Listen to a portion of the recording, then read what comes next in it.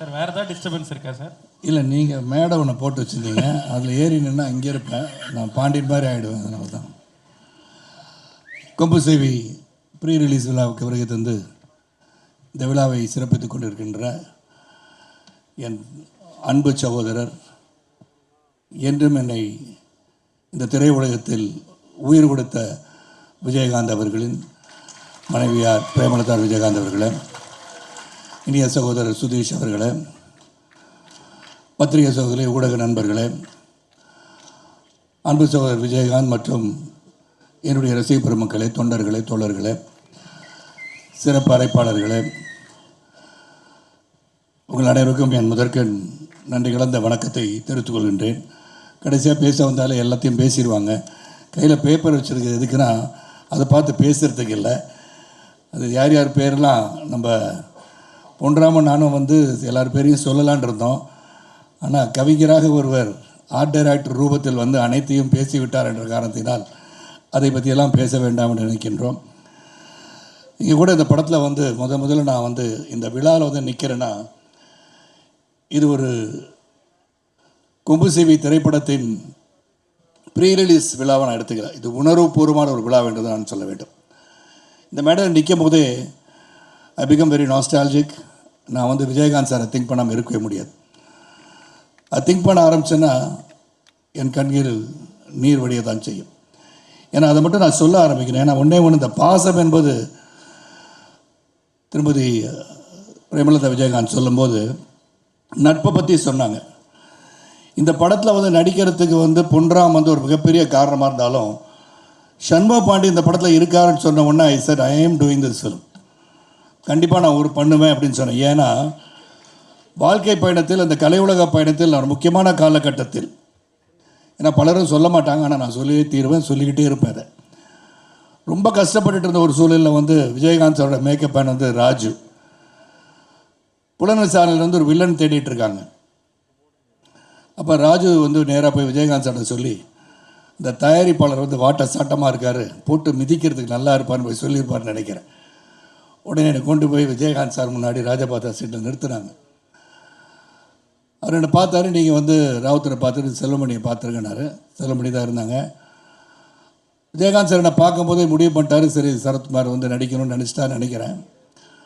நான் போய் செல்வமணியை பார்க்கும்போது போய் நின்று இந்த வில்லன் வேஷன் பண்ணணும் அப்படின்னாங்க. கண்டிப்பாக சார், எந்த வேஷனாலும் பண்ணுறதுக்கு தான் வந்திருக்கேன்னு சொல்லி நின்னேன். அப்போ ஏதோ பேசிக்கிட்டாங்க, அவங்கள பேசிக்கிட்டாங்க. இவர் மீசை இல்லாமல் இருந்தால் எப்படி இருப்பாருன்னு காதில் விழுந்துச்சு.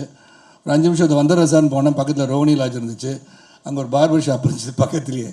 மீசையை வலிச்சிட்டு போயிட்டு நான் இப்படி தான் சார் இருப்பேன் அப்படின்னு. அன்று துவங்கியே தான் இந்த பயணம். மறக்க முடியாத நிகழ்வு அது.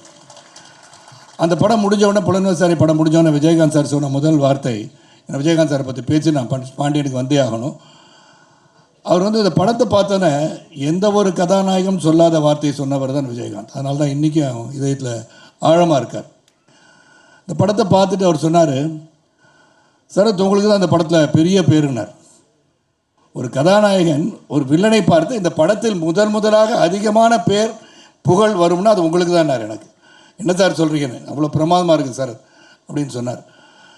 அதே மாதிரி அந்த ஸ்டண்ட் காட்சியை நடிக்கும் போதும் எனக்கு அடிபட்டுச்சு கிளைமேக்ஸில். அப்போ அடிப்பட்ட பிறகு நான் வச்ச டூப்புக்கு வச்சு மேனேஜ் பண்ணிடலான்னு பண்ண, இல்லை சரத்து குணமாகி வந்துட்டுன்னு சொன்னார். Same thing continue with captain Prabhakar. கழுத்து அடிபட்டு 6 மாத காலம் நான் ஹாஸ்பிட்டலில் இருந்தேன். இடுப்பில் இருந்து ஒரு எலும்பு எடுத்து வச்சு கழுத்தில் வச்சு 2 பிளேட் வச்சு 4 ஸ்க்ரூ வச்சு டைட் பண்ணாங்க கழுத்தை. ஐ last my right vocal card because I could not speak. பேசாமல் இருந்தேன் 6 மாதம். அப்போ தான் கேப்டன் பிரபாகர் முடிய வேண்டிய காலகட்டத்தில் ஏற்கனவே கொஞ்சம் நடிச்சிட்டேன்.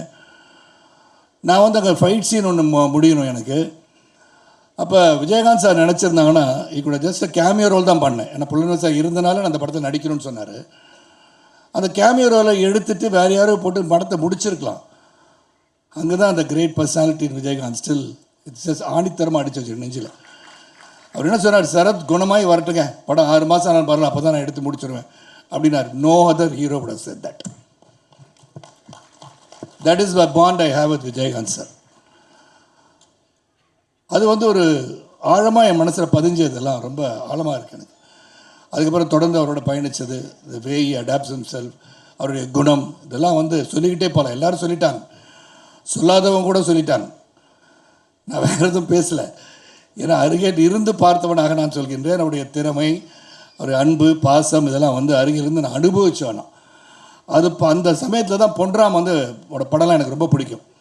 பொன்ராம் படம் யாருக்கும் பிடிக்காமல் இருக்காது. ஏன்னா இரவு நேரத்தில் அமர்ந்து சிரிக்க வேண்டும் என்று சொன்னால் பொன்ராமோட படத்தை போட்டு சிரிச்சுக்கிட்டே உட்காந்து காமெடியாக அன்று நடந்தவையெல்லாம் மறந்துட்டு ஜாலியாக உட்காந்துருக்கலாம். அவர் படம் வந்து கதை சொல்கிறேன்னு சொன்ன உடனே கதையை கேட்டுட்டு இருந்தேன். சண்முக பாண்டியன் நடிக்கிறாருன்னு சொன்னோன்னே I was very very thrill to talked.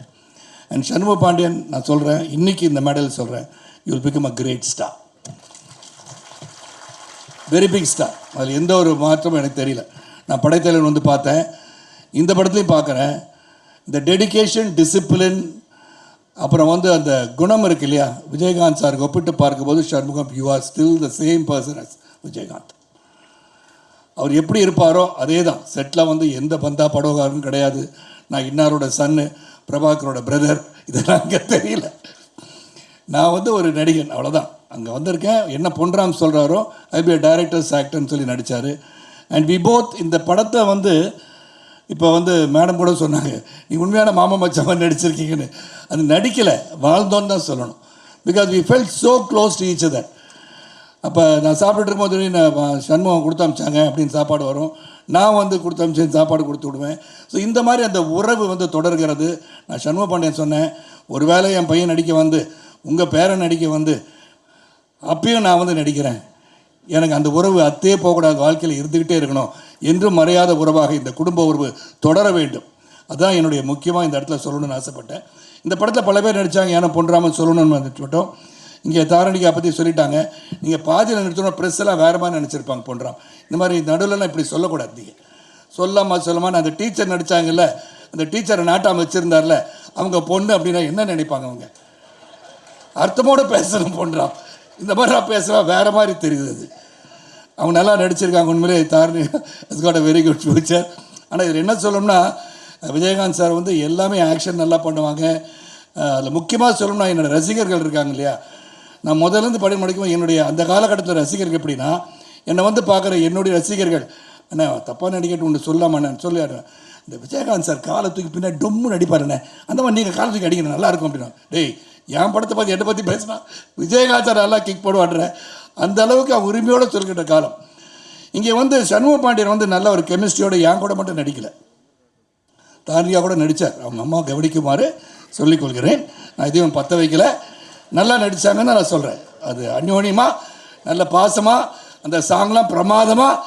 கொம்பு சீவி விடுறேன்னு சொல்கிற பிரமா இல்லை, கொம்பு சீவி விடல, அந்த கெமிஸ்ட்ரி இருந்தால் தான் அந்த காதல் காட்சியெலாம் நல்லா பரவசமாக வரும். நான் ஒரு சீனில் பார்த்தா காலை தட்டி விட்டு மேலே உள்ள வச்சார். அது பொன்ராம் சொன்னார், அவரே பண்ணார், எனக்கு தெரியாது.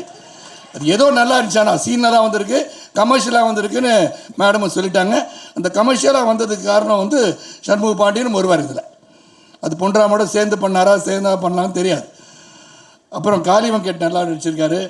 Munishkanth, George Mariyam is there இந்த மூவி. அப்புறம் வில்லன் நடிச்ச வந்து சுஜித் சங்கர், கட்டி தொங்க விட்டார் பாண்டியன் இதில். அப்புறம் அனைரா குந்தா, அப்புறம் வந்து தேனி தமம்னே எல்லாம் வந்திருக்கீங்க. தேனி இருக்கிற ஊருக்காரங்க எல்லாருமே எங்கள் சொந்தக்காரங்க ஆகிட்டாங்க. அது போக பாலு சார், அண்ட் யுவர் ஷோனஸ் வெரி வெரி ஹேண்ட்ஸமாக எல்லாரையும் காமிச்சிருக்கீங்க. சண்முகோடைய ஷார்ட்ஸ் எல்லாம் எக்ஸ்ட்ராடனரியாக இருக்குது. அது ஆக்ஷன் ஷார்ட் தான் பார்த்தேன், ரொம்ப பிரமாதமாக இருந்துச்சு. அண்ட் எடிட்டர் வந்து ரொம்ப அருமையாக கட் பண்ணியிருக்கார், பார்த்தேன் எல்லாமே பிரமாதமாக இருக்குது. இதில் வந்து ஒன்றே ஒன்று தான் நான் சொல்ல விரும்புகிறேன். சண்முக பாண்டியன் வந்து தொடர்ந்து படத்தை செலக்ட் பண்ணி ஒன்று தான் சொன்னேன். சண்முகத்தை நேற்று கூட தான் நேற்று சொன்னேன், don't think your height is a disadvantage. நீங்கள் எப்போதுமே வந்து குனிஞ்சு பேசாதீங்க, நேராக அப்படி நேர்கொண்ட பார்வையாக நடந்தால் better. Because when you have height advantage, 6'4" இருக்கனால மற்றவங்க குனிஞ்சு பேச ஆரம்பிச்சிங்கன்னா then you will start bending. Don't do it, stand straight, you will become an Amitabh Bachchan of the South India. Simple as that. எனக்கு ரொம்ப முக்கியம். பல பேர் ஹைட்டாக இருக்கோன்னு குனிஞ்சு பேச பார்ப்போம், அது ஸ்லோலி வில் ஸ்டார்ட் பெண்டிங். அது நான் வந்து என்னுடைய எக்ஸ்பீரியன்ஸில் சொல்கிறேன். இதில் நான் சொல்ல வேண்டிய முக்கியமான இது என்னென்னு சொன்னால், இந்த படம் கொம்பு சீவி வந்து ரொம்ப ஹாஸ்யமாக பொன்ராம் பற்றி சொல்லணும், அப்புறம் முகேஷை பற்றி சொல்லணும். பொன்ராம் சார் வந்து ஒரு டிசிப்ளின், அவர்கிட்ட இருக்கிற டிசிப்ளின், அவருடைய முன்ன சொல்லணும். இங்கே முகேஷ் சார் இருக்காங்க, ப்ரொடியூசர் இருக்காங்க. நோபடி வந்து ஒரு காட்சியில் நடித்த பிறகு செட்டு பெரிய செட்டு போட்டிருக்காங்க. முதல் நாள் படப்பிடிப்பு ஒரு முக்கியமான சீன் எனக்கு வந்து கொடுக்குறாரு. நான் போய் நடிச்சுட்டு ரூம் போன பிறகு சம்பவம் ஏதோ உறுத்திட்டு இருந்துச்சு எனக்கு. என்னடா சரியாக பண்ணலையோ, இன்னும் பெட்டராக பண்ணியிருக்கலாமோன்னு சொல்லிட்டு நெக்ஸ்ட் டே நான் போனேன். போய்ட்டு பண்ணுறோம் சார், இதை ரீஷூட் பண்ணலாமா சார் அப்படின்னு கேட்டேன். உடனே அவர் சொன்னது, எஸ் சார், நானும் அதுதான் நினச்சிட்டு இருந்தேன், இது ஒன்றும் பெட்டராக பண்ணலான்னு தோணுது சார்னாரு. That is Ponram. அதாவது என்ன படத்துக்கு வேணும் அது சிறப்பாக பண்ணணும்னு முகேஷை சொன்னார். முகேஷ் வந்து எடுக்க வேண்டாம்னு சொல்லியிருந்தால் அந்த காட்சி எடுத்திருக்க முடியாது. அதனால் அதுவும் வந்துச்சு. தொடர்ந்து வந்து every day was fun, every day was discipline. எல்லாம் ஒர்க் பண்ணோம், அது முக்கியம். இங்கே ஒன்றே என்னென்னா, இந்த படத்தை வந்து தியேட்டரில் போய் பார்க்கணுன்ற ஒரு கருத்தை மட்டும் இங்கே சொல்ல ஆசைப்பட்றேன். ஏன்னா அந்த தியேட்டரில் போய் பார்க்கும்போது அது கிடைக்கிற மகிழ்ச்சியே தனி. ஓடிடி பிளாட்ஃபார்ம் இருக்குது, சேட்டலைட் இருக்குது, எல்லாம் இருக்குது. ஆனால் தியேட்டருக்கு க்ரௌட் வரலன்னு பல டிஸ்ட்ரிபியூட்டர்ஸ் சொல்லும் போதும் தியேட்டரோட சொல்ல கொஞ்சம் வேதனையாக இருக்குது. I think we should bring people to the theatre. This is one such film which will bring people to the theatre. Audience வருவாங்க. இந்த ஆடியன்ஸ் வரத்துக்கு நம்ம முக்கியமாக காரணமாக இருக்கணும். அதனால் நீங்கள் எல்லாருமே அந்த ஓடிடியில் 30 நாளுக்கு அப்புறம் படம் வந்துடும் அப்படின்னு சொல்லி அது காத்து இல்லாமல் கண்டிப்பாக நீங்கள் வந்து படத்தை தியேட்டரில் போய் பார்க்கணும். The only request I have with OTT platforms, நீங்கள் ஒரு 50 நாள் வாய்ப்பு கொடுங்க. இங்கே கண்டென்ட் நாங்கள் கொடுத்தா தான் நீங்கள் போட முடியும். We both need each other today. ஏன்னா technology has develop, we need each other. அதே சமயத்தில் நாங்கள் நடித்தா தான் உங்களுக்கு ஒரு கண்டென்ட்.